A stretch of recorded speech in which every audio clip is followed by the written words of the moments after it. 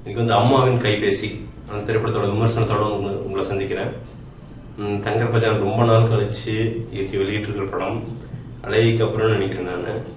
So அவருக்குன்னு ஒரு bench mark இருக்குது. அழகையெல்லாம் வந்து நம்மளை வந்து அவ்வளோ சிறப்பான ஒரு படம், பாடல்களாகட்டும் காட்சி அமைப்புகளாகட்டும் எல்லாமே புதுமை. அதில் பார்த்தீங்கன்னா நல்லா இன்னும் ஞாபகம் இருக்குது, ஒரு வவ்வால் ஷாட் போகிறோம், ஒரு சின்ன கிளிப்பு. அது வந்து அது ஒரு ஹைக்கு மாதிரி அப்படின்ட்டு நிறைய பேர் அந்த மாதிரி எக்கச்சக்க பாராட்டுகள் அந்த படத்துக்கு. ஸோ அதுங்காட்டிக்கு ஒரு நேச்சுரலாகவே வந்து ஒரு எதிர்பார்ப்பு இருக்கிறது வந்து தவிர்க்க முடியாமல் போச்சு இந்த படத்திற்கு என்னை பொறுத்த வரைக்கும். கொஞ்சம் லேட்டாக தான் போய் பார்த்தேன், உடல்நிலை சரியில்லை அப்படின்னு லேட்டாக போய் பார்த்தேன். தியேட்டர் காலியாக கிடந்துச்சு. ஒரு 15 நிமிஷத்துல வந்து என்ன தெரிஞ்சது அப்படின்னா, ஒரு 15-20 நிமிஷம் அப்படிங்கிறப்போ சில ஷார்ட்ஸ் எல்லாம் எனக்கு ரொம்ப பிடிச்சிருந்துச்சு. அந்த ஃபர்ஸ்ட் வந்து அப்படியே சும்மா அந்த ட்ரெயின் பூச்சின்னு சொல்லுவேன் எங்க ஊர்ல எல்லாம், அதுல இருந்து அப்படியே மேல தூக்கி அப்படியே வந்து தங்கரப்பச்சான் வர்ற மாதிரி அப்படி அவர் வந்து ஒரு பிரைமரி ரோல் பண்ணியிருக்காரு. ஒரு பெரிய முதலாளி, கிரானைட் அதிபர், அவங்க வீட்டுல வந்து வேலை செய்யறவரா அவர். அப்படி இரவோட தூக்கத்துல வந்து திருடுற வியாதி அவருக்கு. இது மாதிரி ஒரு மாதிரி இன்ட்ரெஸ்டிங்கா தான் இருந்துச்சு ஒரு 15 நிமிஷம். நான் நெகட்டிவ்ஸ் போறதுக்கு முன்னாடி பாசிட்டிவ்ஸ் சொல்லிடுறேன். என்னன்னா, இந்த கதை களம் அப்படிங்கிறது இவ்வளவு ஃப்ரெஷ். நம்ம காணாத மனிதர்கள், பார்க்காத இடங்கள், ரத்தமும் சதையுமாக நிறைய நிறைய விஷயங்கள், தோணியில் போறதாகட்டும், அந்த மீன் கிளப்பிட்டு இருப்பாங்க, இதெல்லாம் நம்ம நேச்சுரலா பாக்குறதா. பட் தென் ஒரு சினிமால பார்க்கும்போது வந்து ஒரு புதுசா இருந்துச்சு. அதே மாதிரி அவங்க அந்த வீடு இருக்கும், நகரப்பச்சனோட வீடு இருக்கிறப்ப வந்து பாத்தீங்கன்னா அந்த காத்து வந்து அப்படியே அடிக்கும் ஜன்னல் வழியா. அது வந்து அழகா அந்த சவுண்ட் இன்ஜினியரிங் ரொம்ப சூப்பரா பண்ணிருப்பாங்க. இந்த பர்டிகுலர் அந்த இது மட்டும் ரொம்ப பிடிச்சது எனக்கு. ஸோ பாசிட்டிவ்ஸ் வந்து என்னன்னா, இது சாந்தனு பாக்கியராஜனுடைய ஆக்டிங் 1000 விளக்குக்கும் இதுக்கும் பாத்தீங்கன்னா ஒரு 20 மடங்கு இம்ப்ரூவ்மெண்ட் அப்படின்னு சொல்லலாம். உடம்பு கொஞ்சம் குறைச்சிருக்காரு, கொஞ்சம் டைலாக் டெலிவரி, மாடுலேஷன்ஸ், இந்த மாதிரி பாடி லாங்குவேஜ், இதெல்லாம் வந்து நிறைய என்ஹான்ஸ்மெண்ட்ஸ் இருக்குது. ஸோ அந்த விஷயத்தில் வந்து சாந்தனு பாக்கியராஜை வந்து நம்ம நல்லா சொல்லலாம்.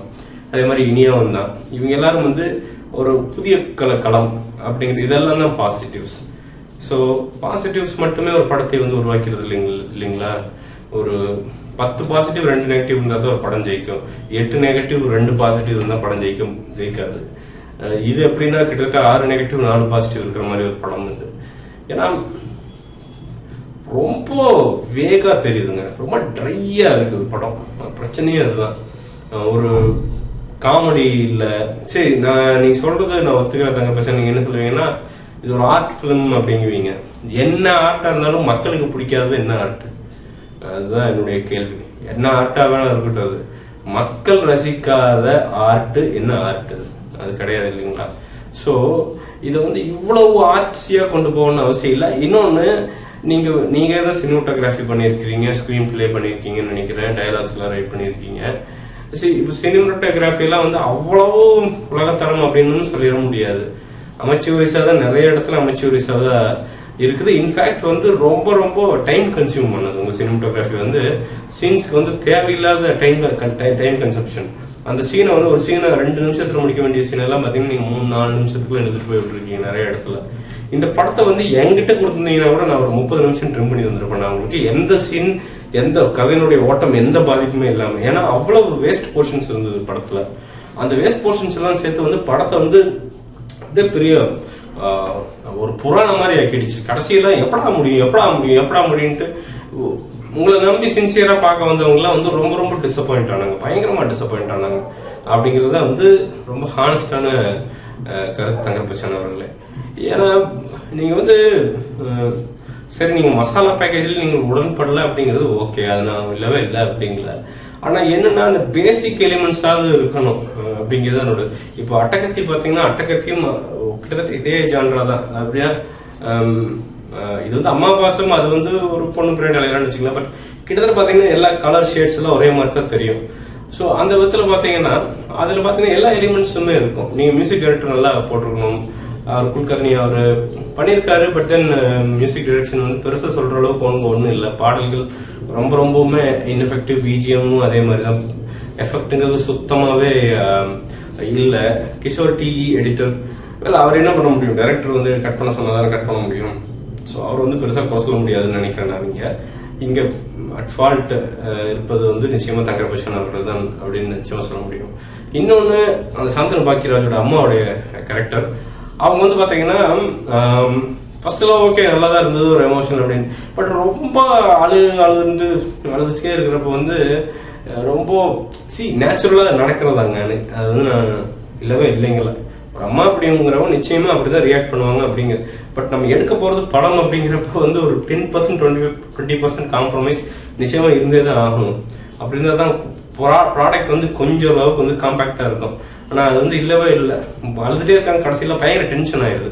அதே மாதிரி உங்க கேரக்டர் தான், உங்க கேரக்டருமே என்ன ஆகுதுன்னா ஃபர்ஸ்ட்லாம் ஓரளவுக்கு இருப்ப கடைசியில இரிட்டேட் பண்ண ஆரம்பிச்சிருது, பயங்கரமான இரிட்டேஷன். நான் உங்களுக்கு ஓப்பனாவே சொல்றேன் நான், ஏன்னா இது யாரும் சொல்ல மாட்டாங்க, அதை தான் நான் சொல்றேன். பயங்கர இரிட்டேட் ஆகுது கடைசி ஆக வந்து, என்னடா இது இப்படி இருக்குது, அது ஒரு கேரக்டர் அது அப்படிங்கிற மாதிரி.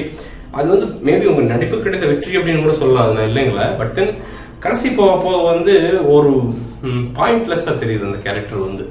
ஸோ அது வந்து அந்த இதெல்லாம் தான் பயங்கரமான நெகட்டிவ்ஸ். இந்த படத்தை வந்து கீழே விட்டதுக்கு காரணம், ஏன்னா இதுக்கு நல்ல வேர்ட் ஆஃப் மவுத் இருந்துச்சு, நல்லா படம் பண்ணிருந்தீங்க. ஸோ ஓப்பனிங் வந்து ஓரளவுக்கு ஆயிருந்தா கூட டக்கு பரவி இருக்கும். பட் ஏன் ஆகல அப்படின்னா இதெல்லாம் தான் ரீசன்ஸ் வந்து. மித்த கேரக்டர் எல்லாமே நடிச்சிருக்காங்க, இல்லைன்னு சொல்லல. அவர் அலங்கல்மா நடிச்சிருக்காரு, அவர் நல்லா தான் நடிச்சிருக்காரு. பட் நல்லா நடிச்சவங்க எல்லாத்தையும் நீங்க எடுத்துக்கிறீங்களே, கொஞ்சம் மட்டமா நடிச்சு எல்லா அவங்களோட எஃபர்ட் பூரா நீங்க எடுத்துக்கிறீங்களே. ஸோ கிட்டத்தட்ட நியூட்ரல் ஆயிருது, ஒரு பாசிட்டிவ்மே இல்லாம போயிருது. ஆமத்தில் நேர்களே, இது வந்து ஒரு தடவை பார்க்கலாம், அவ்வளவுதான். அதுவும் நிறைய பொறுமை வேணும் உங்களுக்கு, நிறைய பொறுமை இருந்தா மட்டும் ஒரு தடவை பார்க்கக்கூடிய படம் அது. சாந்தனுக்கு வந்து நண்பர் அவரு. ஸோ அடுத்த படத்திலிருந்து வந்து நல்லா பெருசா அமையும், நல்லபடியா அமையும் அப்படிங்கிறது வந்து என்னுடைய மனமார்ந்த நம்பிக்கை. அது நடக்கணும் அப்படின்னு நான் வேண்டேன், ஏன்னா ரொம்ப நல்ல மனுஷன். இந்த படத்திற்கு என்னுடைய மார்க் அப்படிங்கிறது வந்து நிச்சயமா 5க்கு ஒரு 2.75 அப்படி தரலாங்க. அவ்வளவுதான் தர முடியாது, அதுக்கு மேல அதுல ஒண்ணும் இல்லை அந்த படத்துல. நம்மளும் என்னென்னமோ நானும் தரிசெல்லாம் பார்க்கதான் ட்ரை பண்ணேன். கட் ரென்ச்சிங் சீன்ஸ் எல்லாம் இருக்குதுன்னா இல்லை அப்படின்னு சொல்லல, இருக்குது. பட் அதுவே ஒரு படமாகாது நிச்சயமா. அந்த வெளியில வர்றப்போ ஒரு சாட்டிஸ்பாக்சன் இருக்கு பாத்தீங்களா, அதுதான் படம். பட் அது அந்த வந்து இந்த படம் வந்து நிச்சயமா எனக்கு கொடுக்கல. எல்லாம் 20 இயர்ஸ் பேக்கு போயிட்டு ஏதோ பழைய டேப் ரெக்கார்டர்ல ரொம்ப பழைய பாட்டு, அதுவும் 10 தடவை கேட்ட மாதிரி ஒரு ஃபீலிங் இந்த படம் பார்த்தப்போ.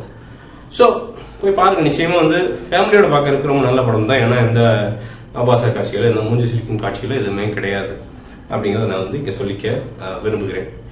இந்த படத்திற்கு இந்த விமர்சனத்தை உங்களுக்கு பிடிச்சிருந்துச்சுன்னா கீழே வந்து லைக் பட்டனுக்கு கிளிக் பண்ணி லைக் பண்ணுங்க. என்னுடைய சேனலுக்கு நீங்க சப்ஸ்கிரைப் பண்ணலைன்னா மேல சப்ஸ்கிரைப் பட்டனுக்கு அதை கிளிக் பண்ணி சப்ஸ்கிரைப் பண்ணுங்க. உங்களுடைய ஆதரவுக்கு ரொம்ப ரொம்ப நன்றி. உங்கள் ஆதரவில் தான் நான் வாழ்றேன். உங்கள் கருத்துக்களை கமெண்ட்டுகளா தெரிவிங்க. உங்கள் கருத்துக்கள் எப்பவுமே வரவேற்கப்படுகின்றன. மீண்டும் ஒரு விமர்சனம் வீடியோ இல்லாட்டி முன்னோட்டத்துடன் கூடிய விரைவில் உங்களை சந்திக்கிறேன். அதுவரை நன்றி, வணக்கம்.